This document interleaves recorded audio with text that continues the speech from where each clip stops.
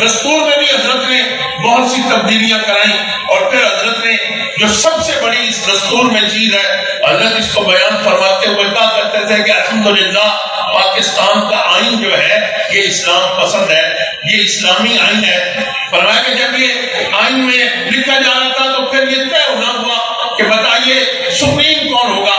تو کوئی کہہ رہے تھے کہ سپریم کورٹ کو رکھے، کچھ نے کہا نہیں سپریم تو پارلیمنٹ ہوگی، اور یہی ہے کہ پارلیمنٹ کی آئین سازی کرے گی، یہی سپریم ہوگی۔ تو حضرت فرماتے کہ میں نے کہا آپ مسلمان ہیں اور ہمارے لیے سپریم پارلیمنٹ یا سپریم کورٹ نہیں، قرآن و سنت ہے، اللہ کا فرمان ہے، رسول اللہ صلی اللہ علیہ وسلم کا فرمان ہے، قرآن و سنت سپریم ہے۔ لہذا اس آئین میں لکھا جائے کہ جو قانون قرآن و سنت کے خلاف ہوگا اس کو خارج کیا جائے، مقتل اس ملک میں بن نہیں سکتا، اور اس کے لیے اسلامی نظریاتی کونسل بنوائی گئی۔ یہ آئینی ادارہ ہے کہ اور اس میں یہ موجود ہے کہ جس قانون کو، جس ترمیم کو اسلامی نظریاتی کونسل میں بیٹھے علماء مسترد کر دیں گے اس ترمیم کو آئین سے خارج کر دیا جائے۔ اور یہ